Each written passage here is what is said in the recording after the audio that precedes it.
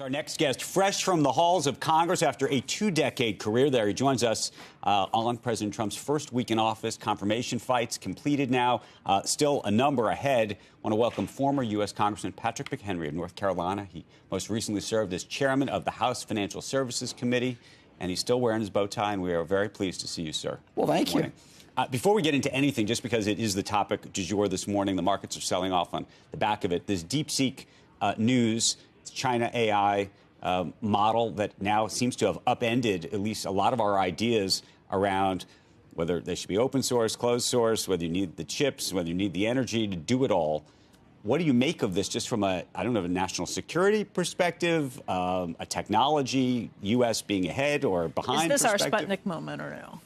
Well, Mark Andreessen said this, but we don't know. We're living in this moment where we don't know if this is real, whether or not this is effectively screen scraping, right, which is taking the best of our open source and their intelligence community using access to our closed source. Is that a component of this build-out? We don't yet know.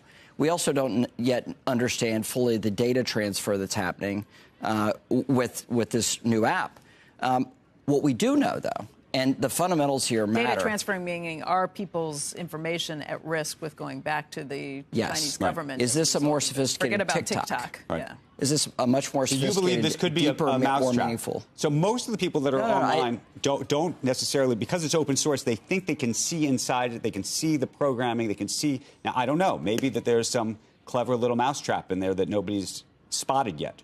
We don't know. But what is devastating, though, is if you have a new model that requires less compute, less chips, means less power, less infrastructure, this has a massive ripple effect where faster, better, and cheaper still wins, no matter if it comes from a communist state or from an open society. Look, it's probably good news over the long haul, devastating perhaps for the companies that have built up so much on this expectation. Right. And if you're a company like Microsoft or Apple, where you want to build the best widget and you have capacity to distribute it to your current customer base, this may be a fantastic thing for them. But stepping back, though, this is so complicated. We are an open society with a rule of law, competing against a closed society with no rule of law in China. And so I think the fundamentals of an open society and rule of law make us so much better to adapt and change. What they have just done with a closed society is bring something that's open source, open society.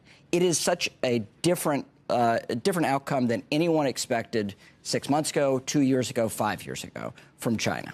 I mean, to be fair, you can't criticize Xi Jinping or ask this AI to do it. You can't ask them about Tiananmen Square. It's not authorized to do any of those things. No, but that's what every American national who does business in China says, that's the entry price. You can't criticize the regime. There are all these limitations on civil liberties and civil rights, human rights abuses, obviously. DeepSeek won't do DeepSeek. it. But DeepSeek won't do it. But what I mean is anything China is this. Yeah. But let's step back.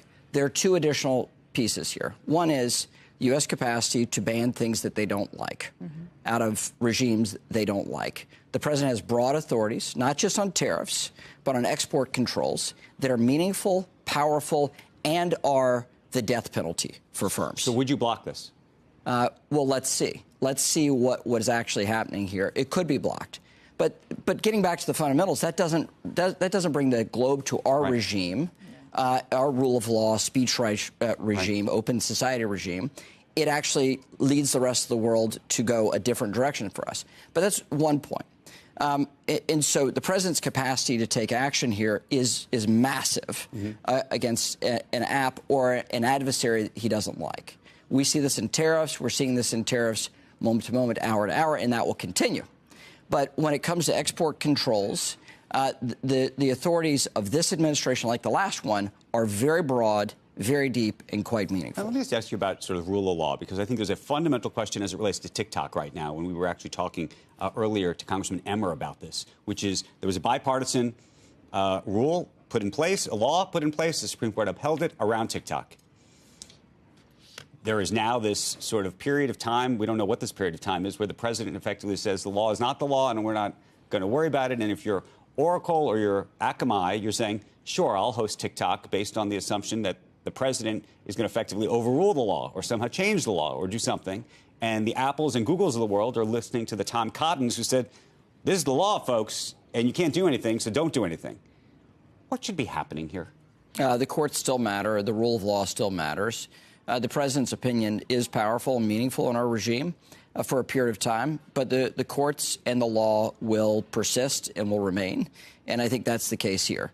Congress acted in a bipartisan way after a lot of contemplation on TikTok and trying to understand much more deeply about the data transfer and the risks associated with TikTok being in our society. Not just the social media is cancer risk, but the fundamental risk of the data transfers.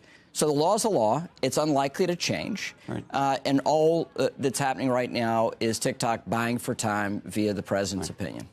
Put your former financial services hat on. I'm very curious what you think of the president believing publicly to Brian Moynihan's face and others that banks like Bank of America, and he name-checked Jamie as well, Jamie Dimon, J.P. Morgan, are debanking conservatives, whether you think that is something that is meaningful, persistent, in a systematic way. And when the president says, quote, as he did on Friday, I'm going to do a number on the banks, right? We're doing numbers on the banks. What do you think that means? Those are two separate issues. Okay. I hear them as two separate issues. And if I were still in Congress, I would see them as two separate issues. Okay.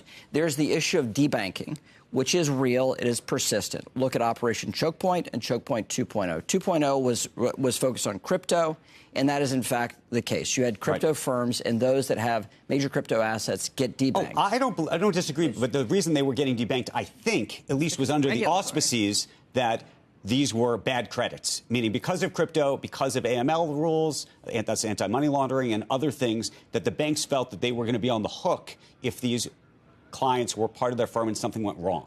Okay. We have and they would argue it wasn't about the politics per se. It just happened to be that actually crypto, folks who love crypto, there happened to be a more sort of libertarian conservative group, I think. Yes, but also in Choke Point 1.0, it was a set of disfavored industries across America that were targeted, actively targeted by the Obama administration. The Biden administration picked up where the Obama administration picked up with a different group.